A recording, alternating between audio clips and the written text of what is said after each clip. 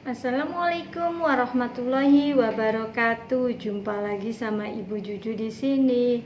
Halo, apa kabar? Semoga kalian sehat-sehat selalu. Hari ini guys, aku mau berbagi pengalaman nih guys, yang pengalamannya yang sangat menjengkelkan guys. Yuk dengerin guys. Oh ya guys, kalau kalian pernah juga mengalami teman seperti aku, komen di bawah ya guys. Yuk dengerin ceritanya guys. Singkat cerita guys, di suatu hari aku ikut pramuka ya guys. Jadi otomatis kita itu harus menurut aturan dari kakak pembina ya guys. Namun guys, yang aku sangat jengkel itu guys, di tempat perkemahan itu guys, ada yang tidak masuk akal. Kenapa aku bilang yang tidak masuk akal? Karena guys, pas aku mau mencari jejak guys, kakak pembinanya itu guys bikin aku kesel. Kenapa bikin aku kesel? Karena guys, pertama kali aku disuruh untuk yang tidak masuk akal, tapi itu harus dilakukan. Kalau wajar sih boleh saja guys, tapi kalau kayak gini kata aku sih nggak wajar ya guys. Karena satu permen itu guys dibagi untuk anggota saya itu ada 35 orang guys. 35 orang itu guys, permen satu dibagi sama 35 orang. Bayangin guys, aku berdebat sama kakak pembina bahwa ini tidak layak untuk dibagikan sama anak-anak. Namun kakak pembina itu bilangnya kita harus gotong royong, kita harus saling menyayangi, dan kita itu harus sakit satu, kita sakit semua. Makanya mengapa kakak pembina itu makan permen satu dibagi-bagi sampai 35 orang. Bayangin teman-teman, permen satu dari mulut ke mulut itu sampai 45 orang. Otomatis aku jijik ya guys. Otomatis aku ini ngerasa nggak enak makanya tuh. Tapi ini dipaksa. Aku tidak mau guys, sampai kata kakak pembina itu tidak boleh pulang ke tenda kalau tidak menurut kakak pembina makan permen kayak gitu guys. Singkat cerita guys, aku tetap nggak mau makan. Jadi pulangnya itu guys sampai maghrib belum pulang guys. Teman-teman aku marah guys, semuanya marah semua, katanya kamu tuh nggak nurut. Jadi aku terpaksa guys, karena teman-temannya pada memohon untuk dilakukan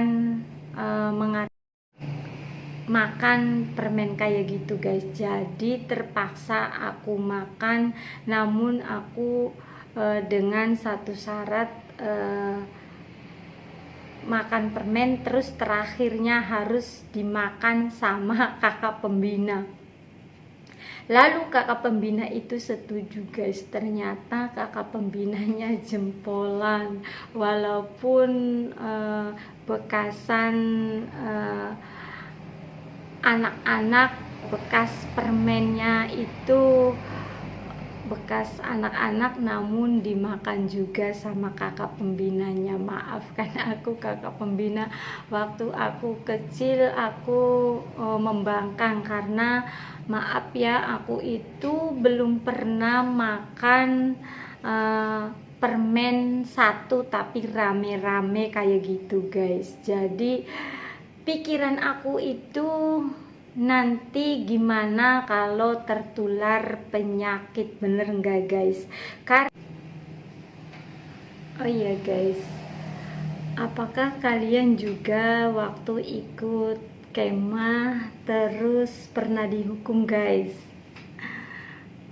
Aku pernah dihukum guys waktu telat baris atau telat tepuk tangan pramuka guys. Terus nanti kalau tepuk pramukanya itu enggak bareng-bareng, lebih satu, itu biasanya dihukum guys.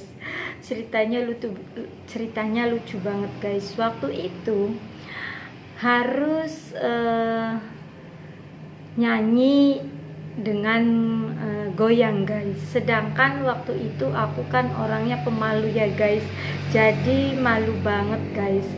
Namun guys, kalau di tempat perkemahan atau ikut kemah guys, kalau yang malu-malu itu nanti tambah parah, dikasih hukumannya sama kakak pembinanya.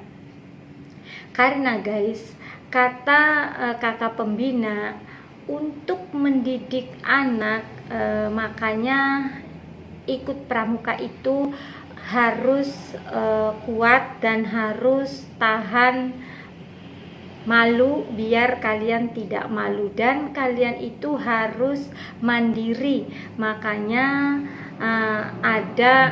diadakan api unggun supaya kalian itu bisa mandiri. Ceritanya kalau seorang anak pramuka itu harus kuat dan harus bisa mandiri. Emang bener sih teman-teman, yang tadinya aku itu orangnya pemalu, setelah ikut pramuka ternyata aku sekarang jadinya nggak maluan lagi guys. Terus yang tadinya aku tuh anak manja, pas ikut pramuka itu bisa kuat, tidak manja lagi guys. Karena di tempat perkemahan itu guys, cuacanya dingin, terus makan juga seadanya. Kalau di situ guys, kita itu harus bisa mandiri guys. Kalau kadang-kadang berebutan makanannya habis, kita itu tidak boleh marah dan tidak boleh menangis guys. Kita harus kuat, bisa menahan lapar. Karena di situ itu kita dididik untuk bisa mandiri. Makanya pramuka itu bagus banget guys untuk mendidik kita.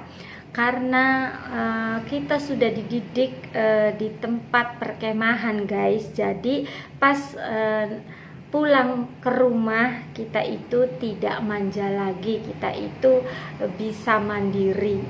Terima kasih ibu guru yang telah mendidik kami untuk bisa mandiri, walaupun dengan perjuangan yang keras guys. Karena di tempat perkemahan itu guys, kalau kita telat sebentar aja guys, kita pasti dihukum.